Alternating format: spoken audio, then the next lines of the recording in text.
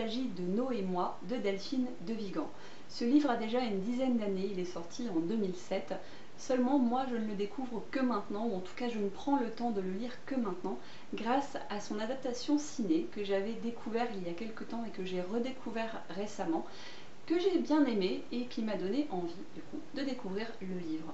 Ce que j'ai particulièrement aimé dans le film, dans un tout petit aparté, c'est le rôle tenu par Bernard Campan, que certains connaissent comme étant une des figures du trio humoristique Les Inconnus, mais qui est aussi un très bon acteur. Je l'avais beaucoup apprécié notamment dans Ce souvenir des belles choses. Je trouve qu'il est touchant et le rôle du père de famille, je vais y revenir, lui sied à merveille. Donc ça m'avait vraiment donné envie. Oh, c'est pas dans le bon sens tout ça. Grâce à cette adaptation, on va y arriver, j'ai eu envie de découvrir le livre et c'est maintenant chose faite. Dans ce roman, on suit donc les aventures de Lou, qui est une jeune adolescente assez solitaire, qui vit dans une famille éclatée à côté d'une maman dépressive et d'un père qui continue de faire comme si. Comme si quoi? Eh bien tout simplement cette famille a été touchée par le décès de leur enfant et donc de la petite sœur de Lou, Thaïs, et cela a éclaté la cellule familiale. La mère ne s'en est jamais remise, elle est totalement absente et le père lui essaye de faire bonne figure au moins pour Lou, mais tout ceci est très superficiel et surtout très fragile. Du coup Lou se sent particulièrement seule. Elle a une seconde difficulté, c'est qu'elle est considérée comme le cerveau de sa classe, comme la petite intello comme on dirait aujourd'hui, et du coup c'est un peu difficile pour elle de trouver ses marques dans ce monde qu'elle perçoit d'une façon différente des autres. Elle se sent particulièrement incomprise et un jour en classe, un peu prise sur le fait, elle décide de réaliser un exposé en interviewant une SDF. Et il se trouve qu'elle va en rencontrer une très rapidement à la gare qui se prénomme No, et c'est le début d'une assez belle aventure. Cette relation entre Lou et No, mais aussi d'autres personnes, cette amitié assez improbable qui va mener vers d'autres événements et d'autres aventures, je dirais.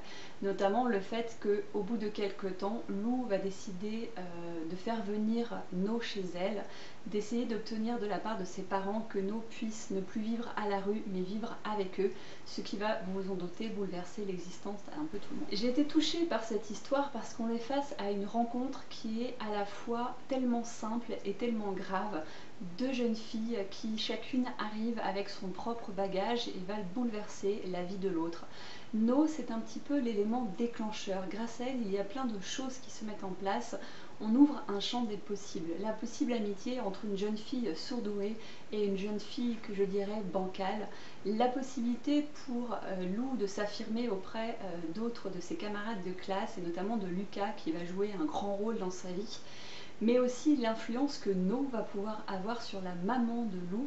Et ça crée, voilà, c'est comme si No était une sorte de sublimateur. Grâce à elle, des choses se mettent en place, des émotions se révèlent, des paroles sont prononcées, des émotions sont dites, et ça rend le tout très très joli et très agréable à vivre. Malgré tout, il y a des moments très très durs dans ce livre, puisque des thématiques graves sont abordées, telles que l'alcoolisme, telles que la perte d'un être cher, telles que les dépendances, les addictions en général. Et tout se joue autour de qu'est-ce qui se passe quand un être rentre ou sort de votre vie, à quel point il peut vous marquer alors qu'au départ il était assez insignifiant, assez loin de votre univers, et pourtant un jour il vous percute et ça change tout pour vous. J'ai adoré notamment toutes les petites conclusions qu'il peut y avoir à la fin des chapitres en termes d'écriture. Je vais vous en lire un ou deux parce que je trouve que ce sont des petites pépites qui permettent de réfléchir et de porter le roman à un second niveau. Moi je m'en fous pas mal qu'il y ait plusieurs mondes dans le même monde et qu'il faille rester dans le sien. Je ne veux pas que mon monde soit un sous-ensemble A qui ne possède aucune intersection avec d'autres, B, C ou D. Que mon monde soit une patate étanchée tracée sur une ardoise, un ensemble vide. Moi je préférerais être ailleurs, suivre une droite qui mènerait dans un endroit où les mondes communiquent entre eux, se recouvrent, où les contours sont perméables, où la vie est linéaire, sans rupture, où les choses ne s'arrêtent pas brutalement sans raison, où les moments importants sont livrés avec leur mode d'emploi, niveau de risque, branchement sur secteur ou pile, durée prévisible d'autonomie, et surtout les équipements nécessaires. Airbag, GPS, aide au freinage d'urgence. On est capable d'envoyer des avions supersoniques et des fusées dans l'espace, d'identifier un criminel à partir d'un cheveu ou d'une minuscule particule de peau, de créer une tomate qui reste 3 semaines au réfrigérateur sans prendre une ride, de faire tenir dans une puce microscopique des milliards d'informations. On est capable de laisser mourir des gens. C'est un livre qui est assez court et pourtant bien rythmé, avec des chapitres légers, mais qui à chaque fois sont percutants, je trouve. Et c'est sincèrement une lecture que je vous conseille. Pour le livre suivant, c'est un petit peu plus compliqué de vous le présenter, mais j'avais quand même envie de vous en dire 2 mots, parce que si un jour il sort, si un jour il trouve un éditeur, je serai particulièrement fière d'avoir été une des premières à le lire.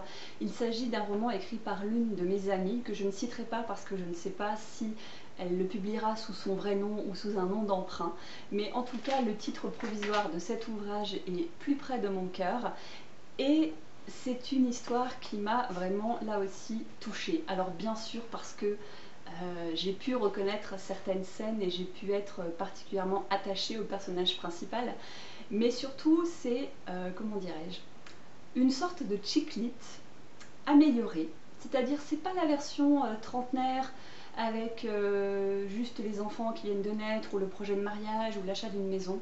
C'est l'histoire d'une femme qui est déjà posée, qui est autour de la cinquantaine, à qui on découvre un jour un cancer du sein, et qui a bien sûr sa vie bouleversée là aussi par cet événement. Quand j'ai lu ce livre, quand elle m'a demandé en fait mon avis pour, voilà, par rapport à l'histoire, par rapport à la syntaxe, la grammaire, l'orthographe, tout ça, enfin bref, en mode relectrice, vous l'aurez compris, je m'attendais vraiment à ce que le livre soit axé sur, voilà, je suis une femme qui a un cancer du sein et c'est dramatique. Et en fait, ce drame dans sa vie ne sert que de support à plein d'autres sujets. La relation avec son ex-mari, la relation avec son actuel amoureux, la relation avec ses enfants, mais là on parle d'enfants qui sont déjà adolescents, comment réagissent ses amis, comment réagissent aussi les personnes lambda qui d'un seul coup, quand vous leur annoncez que vous avez un cancer, n'ont qu'une trouille, c'est que ce soit contagieux et que vous le chopiez aussi, et qui finalement sont assez égoïstes dans leur façon de vous accompagner, on va dire ça comme ça. Mais au final, ce n'est qu'un prétexte pour elle pour reprendre sa vie en main, pour tenter des choses qu'elle n'a jamais osées. Et ça a donné un livre, voilà, un peu chick lit, mais avec quand même quelques réflexions au niveau du, on va dire, du domaine du développement personnel, qui m'ont intéressée au-delà de je lis ce livre parce que c'est mon ami. Et c'est d'ailleurs pour ça que je lui ai personnellement conseillé de ne pas l'auto-éditer, mais d'essayer de trouver une maison d'édition, parce que je pense que c'est le type de livre qui pourrait trouver son public. Je ne peux guère vous en dire plus pour l'instant, peut-être que dans 1 an, 2 ans, 3 ans, qui sait, je vous le représenterai d'une façon plus officielle, mais ça fait partie de mes lectures récentes, et donc c'était l'occasion de faire un petit clin d'œil au passage. Je continue un petit peu dans le même registre, on va dire, de femme combattante qui reprend sa vie en main, avec Ta deuxième vie commence quand tu comprends que tu n'en as qu'une, de Raphaël Giordano, que j'avais envie de lire depuis pas mal de temps, que j'avais feuilleté à plusieurs reprises, mais là ça y est, je me suis posée. Oui, je ne vous présente que, que la couverture extérieure, tout simplement parce que j'ai décidé de l'offrir à quelqu'un et vous allez comprendre pourquoi. Donc dans ce livre, on suit les aventures de Camille, la quarantaine, qui a absolument tout pour être heureuse. Un boulot qui lui plaît, un mari à la maison qui est gentil avec elle, avec qui ça se passe très bien, des enfants qui sont plutôt sympas. Mais bien sûr, elle est prise dans son train-train quotidien de jongler entre toutes ces casquettes de maman, de maîtresse, d'épouse, de Wonder Woman. Enfin, je pense que ça parlera à pas mal d'entre vous. Et elle n'en peut plus de cette vie-là. Malgré tout, elle sent qu'il y a quelque chose en elle qui petit à petit se casse, qui fait que cette routine l'inquiète, qu'elle... Voilà, une sorte de tristesse ou de dépression qui s'installe petit à petit sans qu'elle puisse se l'expliquer, et dont elle n'ose pas parler parce que, bon, quand même, elle n'a pas de quoi se plaindre. Un jour, au travers de différentes circonstances, elle se retrouve en face de la maison de quelqu'un qui est routinologue. Un routinologue, c'est une sorte de coach thérapeute qui va vous accompagner pour défaire, voilà, le petit train-train quotidien et remettre en question tout votre acquis pour essayer d'agrandir un petit peu votre zone de confort. On est typiquement dans un livre feel good, dans un livre, voilà, un roman de développement personnel, ce qu'on appelle les romans initiatiques un petit peu, où en fait au fur et à mesure que vous suivez les aventures du héros ou de l'héroïne, vous pouvez clairement décider de faire les exercices pour vous, parce qu'il y a des exercices qui sont proposés au travers du roman. C'est pas écrit noir sur blanc, exercice numéro 1, exercice numéro 2, mais vous pouvez clairement réaliser les mêmes étapes que le personnage principal. Et c'est ce qui fait voilà, de ce roman ce que j'appelle un roman initiatique. De par certaines de mes activités, j'étais très curieuse de découvrir ce livre. Alors je n'y ai pas appris grand chose de nouveau, parce que beaucoup des outils proposés sont des outils que moi-même j'utilisais en coaching. Mais malgré tout, il y a quelques pistes. Et pour quelqu'un qui aurait envie de se reprendre un petit peu en main, ça peut être une façon d'amorcer les choses sans tout de suite se lancer dans des livres de développement personnel ou de consulter même quelqu'un. Voilà, ça peut être une première étape qui va glisser quelques petits messages, quelques petites pépites, vous donner des trucs et astuces. Et j'ai envie de dire, pourquoi s'en priver, quoi. Il y a quelques petits trucs que j'ai aimés, notamment pour ceux qui l'auraient déjà lu, le petit bracelet Charms. Alors je ne vais pas en dire plus pour ne pas vous spoiler, mais j'ai trouvé que c'était une idée qui était très chouette. Je l'avais mis en place dans un tout autre contexte et avec une autre façon de faire par rapport à mon amincissement, mais voilà, ça m'a fait plaisir de le voir là-dedans et j'ai trouvé que c'était très très bien trouvé. Et surtout, la fin, je ne m'y attendais pas. Et c'est ce qui fait que j'ai offert ce livre à quelqu'un d'autre. Tout cela vous semblera peut-être bien mystérieux, mais ceux qui l'ont lu, je pense, comprendront, et ça devrait attiser la curiosité des autres. Rapidement, et assez rapidement, parce qu'on ne peut pas dire que je l'ai lu, mais on va dire que je l'ai beaucoup regardé, observé, étudié. J'avais eu la chance dans un de mes swaps d'avoir le catalogue de l'exposition de Tim Burton, qui était une grande frustration pour moi, puisque quand l'exposition a eu lieu à Paris 2010, 2012, je ne sais plus, je n'avais pas pu y aller pour des questions financières principalement, et j'étais déçue, mais à un point, vous n'avez pas idée. Donc avoir ce catalogue, pour moi, c'est un petit peu la séance de rattrapage, et j'ai pu voilà, en découvrir un peu plus sur la vie de Tim Burton, découvrir ses œuvres, les voir sur papier. Alors bien sûr, ça ne vaut pas les originaux, mais c'est un vrai régal pour les yeux, quoi. Moi, je suis fan de l'univers de cet homme. Alors c'est pas du tout original, parce que je crois qu'on est beaucoup à aimer ce qu'il fait, mais moi je suis subjuguée par ses personnalités. Enfin, il y a lui, il y en a d'autres aussi, quoi, mais c'est fabuleux, quoi. Donc je suis très heureuse d'avoir ce petit ouvrage dans ma bibliothèque, et sans nul doute que je le re-regarderai, j'allais dire le relire, mais non, que je le regarderai à nouveau assez souvent, je pense. Mais voilà, à part ça, j'ai pas grand chose à vous en dire, faut bien être honnête.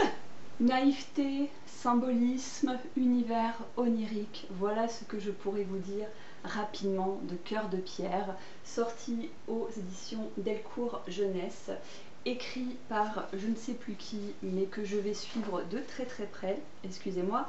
Le scénario de Séverine Gauthier et les dessins et la mise en couleur de Jérémy Almanza. Ce livre est une pépite, cet album jeunesse est une pépite. Il est magnifique, il est beau, il est savoureux, il est délicieux, il est goûteux. Prenez-le, lisez-le, achetez-le, regardez-le, profitez-en, faites-vous plaisir, faites-vous du bien, c'est... voilà. Non, je vous ai toujours pas convaincue. Cœur de Pierre, c'est une très jolie histoire. C'est l'histoire d'une petite fille qui, elle, a un cœur d'artichaut et qui tombe éperdument amoureuse d'un cœur de pierre. Et tous les jours, elle va à la rencontre de ce cœur de pierre et décide de lui offrir une pétale, rien à voir, une pétale de son cœur d'artichaut. Mais le petit garçon ne la voit pas, ne la remarque pas, il est totalement indifférent.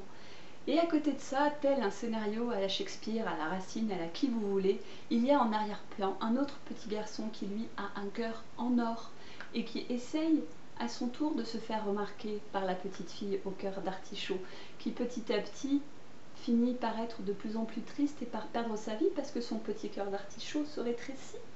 Vous voyez le drame de cette histoire, et pourtant c'est joli, c'est mignon tout plein, et les dessins sont magnifiques, ils sont réalisés à l'aquarelle, les couleurs sont absolument somptueuses.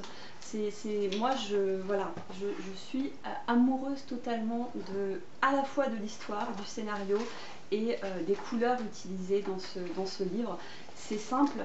À peine je l'ai eu terminé que j'ai tout de suite noté tous les livres dans lesquels, enfin tous les albums jeunesse dans lesquels avaient participé ces deux personnes, donc Almanza et Gauthier, et j'ai vu qu'ils avaient d'autres albums qui ressemblaient à celui-ci, et j'ai très hâte de les découvrir également, parce que franchement Gros coup de cœur pour cet album, sincèrement. J'ai peu d'albums enfants pour l'instant, j'en ai que quelques-uns, mais ça vaut... Enfin, j'ose pas les acheter, déjà pour une question financière, hein, je vais être sincère, mais ni les commander d'ailleurs, parce que je pense que ça vaut vraiment le coup de les voir en vrai, parce que bah, ça fait comme pour les BD, vous pouvez accrocher ou pas du tout avec le style, avec le dessin, avec les couleurs, avec la patte graphique, j'ai envie de dire. Mais quand on tombe sur des univers comme ça, moi je dis, enfin, il faut les accompagner, il faut les encourager, et le meilleur moyen d'y parvenir, c'est de les faire connaître et bah, de se procurer leurs œuvres. Donc voilà, si vous avez envie, Cœur de Pierre, sincèrement, encore une fois, je vous le conseille. Ma caméra est en train de me lâcher, alors je vais faire très vite, mais il y a 4 livres dont je ne vous ai pas parlé, mais dont je vous parlerai la semaine prochaine parce que je veux finir la série saga avant de l'évoquer. Il s'agit de La Petite Maison dans la Prairie de Laura Ingalls Wilder.